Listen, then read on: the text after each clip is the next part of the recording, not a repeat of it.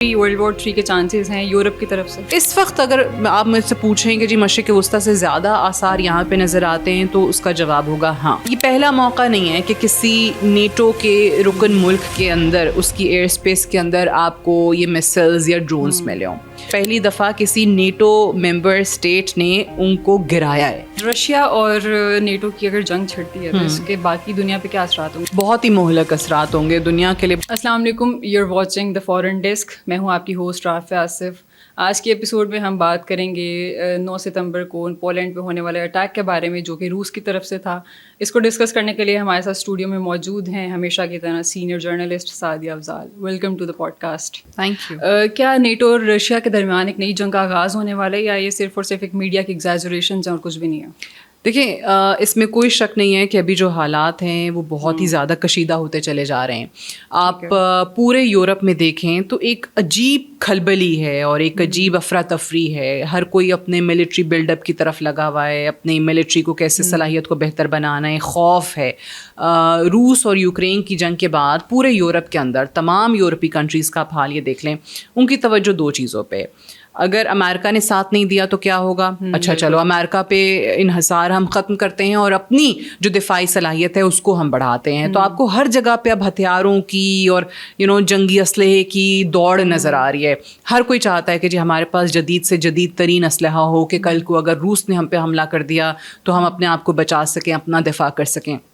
ये जो आपने कहा कि इस वक्त अगर ये कहा जाए कि बिल्कुल इसका ख़दशा मौजूद है, ख़ास तौर से जो रिसेंटली रूस की तरफ से पोलिश एयर स्पेस को वायलेट किया गया है उसके बाद ये चीज़ बहुत ज़्यादा बढ़ गई है और अब तमाम यूरोपीय ममालिक जो हैं वो इस ख़तरे से आगाह भी हैं। अब ये भी ऑब्वियसली डिबेट हो रही है कि जी रूस क्या हासिल करना चाहता था, रूस ने हमला क्यों किया, उस पर आगे जाके बात भी करेंगे। But to answer your question, yes, इस वक्त ख़तरा जो है वो मुसलसल बढ़ता चला जा रहा है। अच्छा, वर्ल्ड वॉर 2 को हम देखते हैं तो उसका आगाज़ भी एक छोटी सी गलती से हुआ था, तो अभी भी वर्ल्ड वॉर 3 के चांसेस हैं यूरोप की तरफ से? देखें, वर्ल्ड वॉर 1 को पहले देखें, फर्डिनांड के कत्ल से वर्ल्ड वॉर 1 शुरू हो गई थी। फिर वर्ल्ड वॉर 2 हिटलर की जारियत की वजह से शुरू हो गई थी। वर्ल्ड वॉर 3 के चांसेस हैं। इनफैक्ट हम हमेशा ये बात करते थे कि सबसे ज़्यादा सेंसिटिव इलाका जो है, सेंसिटिव ख़ित्ता जो है वो मशरिक़ वस्ता है। इस वक्त अगर आप मुझसे पूछें कि जी मशरिक़ वस्ता से ज़्यादा आसार यहाँ पे नज़र आते हैं तो उसका जवाब होगा हाँ।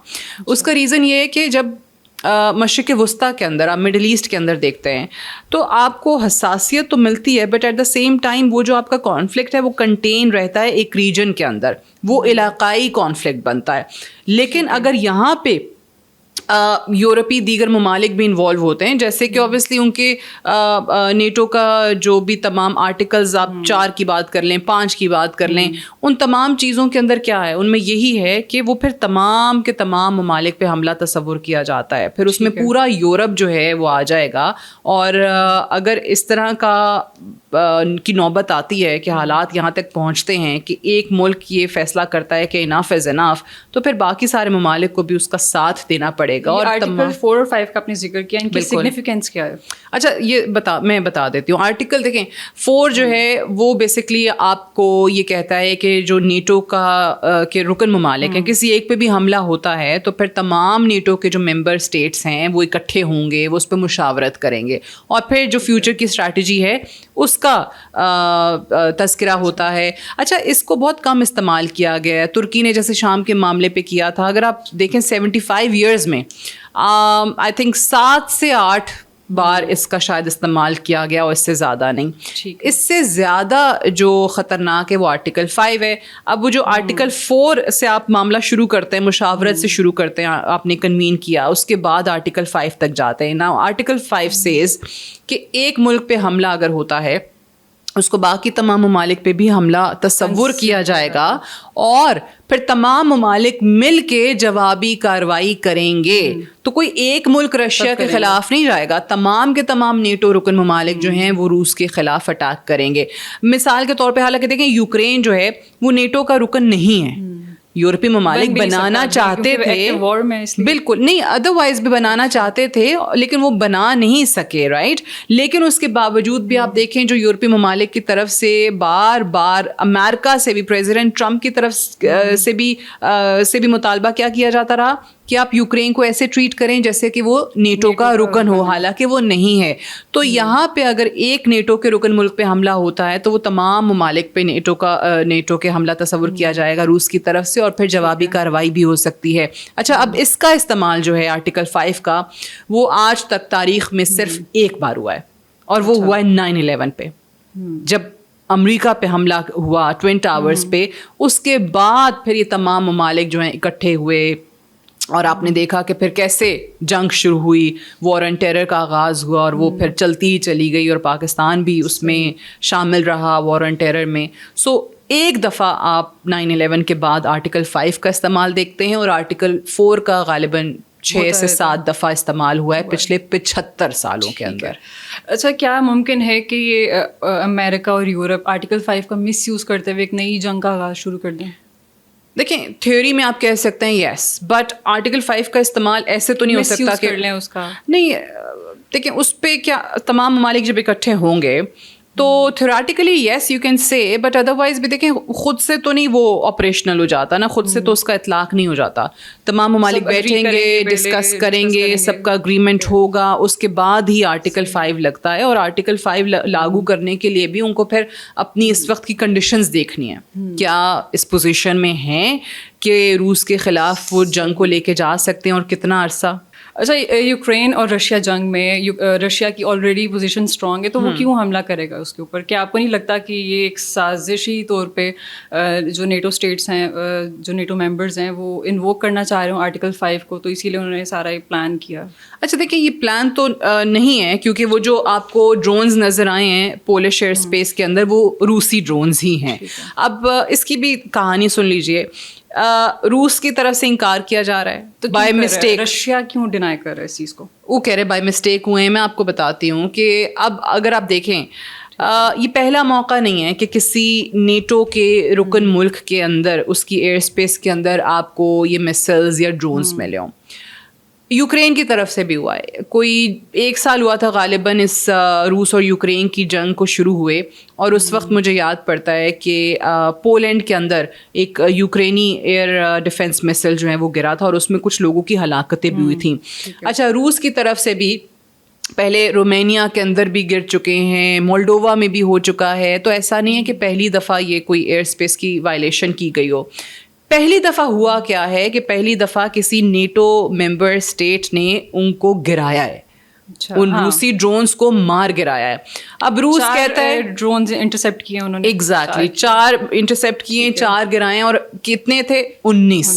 سو غلطی کہنا تھوڑا سا سمجھ سے باہر اس لیے بھی ہے کہ اگر آپ کہیں کہ اچھا جی 2 ڈرونز غلطی سے چلے گئے, they just went off course, the street, 19 کیسے جا سکتے ہیں, رائٹ. تو اگر آپ دیکھیں پہلے بھی جو ان کا بالکل نیبرنگ کنٹری ہے اور اتحادی ہے روس کا, بیلاروس نے یہ بیان دیا کہ جی یہ واقعی غلطی ہو گئی تھی. اور جب یوکرین پہ بھی اگر آپ اس کی ہسٹری دیکھیں, جو جنگ کے دوران بیلاروس سے ڈائریکٹ میسائلز جاتے رہے ہیں, رشیا ڈائریکٹ اٹیک بیلاروس کی سرزمین کو استعمال کر کے کرتا رہا ہے یوکرین کے اوپر.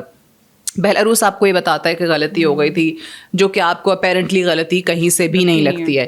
بٹ جو مقصد ہے, جو میرا اپنا انالیسز ہے نا, آئی تھنک جو بھی لوگ اس چیز کو سمجھتے ہیں, روس کی جو اسٹریٹجی ان کو نظر آ رہی ہے وہ یہی ہے کہ وہ ٹیسٹ کر رہا ہے نیٹو کنٹریز کو, ٹیسٹ کر رہا ہے اس وقت. اس نے پولش جو بھی اس کا ڈیفینس سسٹم ہے اس کو ٹیسٹ کر لیا کہ بھائی اس کا کوئی اتنا ہائی سکسیس ریٹ اس وقت آپ کو نظر نہیں آتا. چیک کرنا چاہ رہے ہیں وہ کہ نہیں کہ آپ رسپونڈ کتنے ٹائم پہ کر سکتے ہیں. کہ دیکھیں 19 میں سے صرف آپ نے 4 گرائے ہیں, تو you wouldn't call it a high success rate, right. تو وہ اس وقت آپ کو ٹیسٹ کر رہا ہے, نیٹو کے ممبر اسٹیٹس کو کر رہا ہے, بالکل کر سکتا ہے. وہ یہی تو چیک کر رہا ہے کہ آپ کتنا ٹائم لیتے ہیں, رسپونڈ کتنے ٹائم میں کرتے ہیں, آپ کی ملٹری صلاحیت کیا ہے, آپ کا ایئر ڈیفینس سسٹم کتنا مضبوط ہے. تو وہ کہتے ہیں نا ٹو ٹیسٹ دا واٹرز, وہ اس وقت رشیا کی طرف سے کیا جا رہا ہے. اور آئی تھنک آنے والے دنوں میں شاید آپ اور نیٹو کے ممبران ممالک کو بھی ٹیسٹ کرتے ہوئے دیکھیں گے رشیا کو, اور تھوڑا سا ان کا بھی امتحان لیا جا رہا ہے کہ اگر ہم آپ کو پرووک کرتے ہیں تو let's see what you do اور what you are capable of doing. تو جرمنی, فرانس اور امریکہ, کیا یہ سب ممالک اس پوزیشن میں ہیں کہ ایک نئی جنگ کا آغاز کر لیں؟ دفاعی اعتبار سے یس, बिल्कुल, क्योंकि देखें आपका अमेरिका का डिफेंस सिस्टम, आप उस पर इनकार नहीं कर सकते, जदीद तरीन डिफेंस सिस्टम उनके पास मौजूद है, बाकी ममालिक के पास भी है, बट इन ममालिक के अपने अंदर के जो इतनी ज़्यादा प्रॉब्लम्स हैं, अब वो एक तरफ हम देखते हैं इकॉनमी, वो आपको जवाल नज़र आ रहा है, यूएस के अंदर भी यूरोपीय इकॉनमीज़ का भी बुरा हाल हो रहा है, फिर इनके अपने लोग, अभी रिसेंटली हम देख चुके हैं फ्रांस में क्या हालत हुई है, फ्रांस के IMF के पास जाने की बातें हो रही हैं, बरतानिया के IMF के पास जाने की बातें हो रही हैं, इन ममालिक में मुहाजिरीन का इशू बना हुआ है, तो क्या ये मुल्क, इन ममालिक की इकॉनमीज़ यूरोप के अंदर जंग के बाद जो लोग डिस्प्लेस होंगे, जो मुहाजिरीन की कितनी बड़ी तादाद होगी जो किसी एक मुल्क में जा रही होगी, दूसरे मुल्क में जा रही होगी, उनका बोझ बर्दाश्त कर सकती हैं इनकी इकॉनमीज़? तो उसका जवाब है नहीं।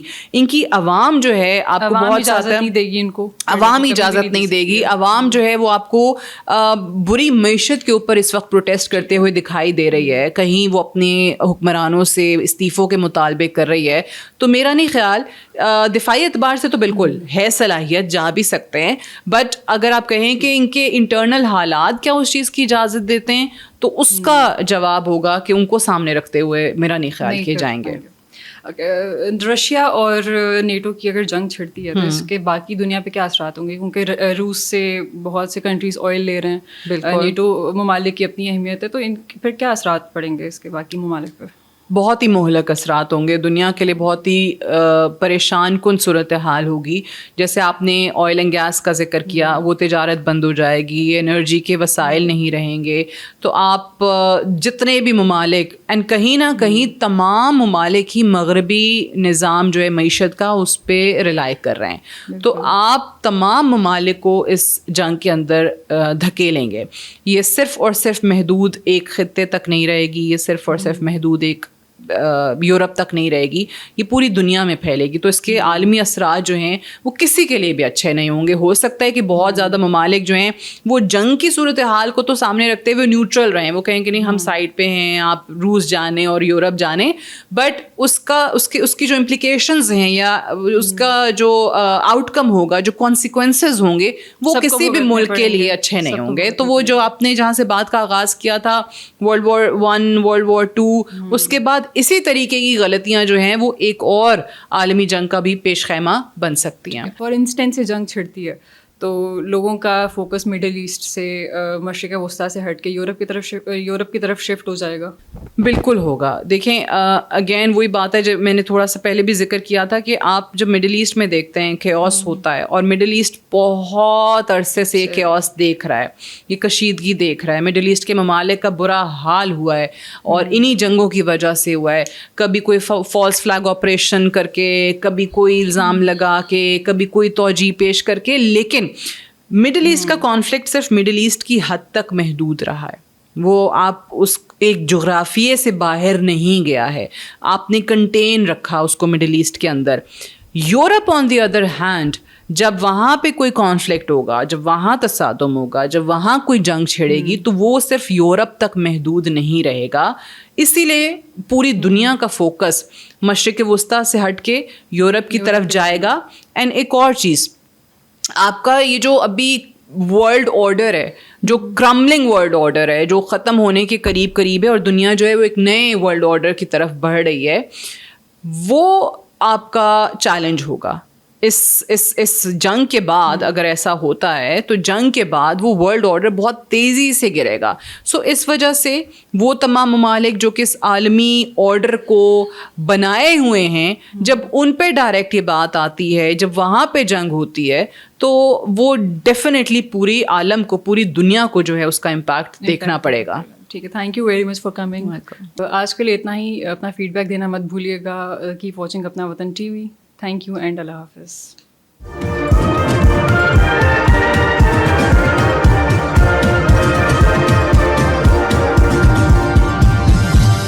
You are watching Apna Watan.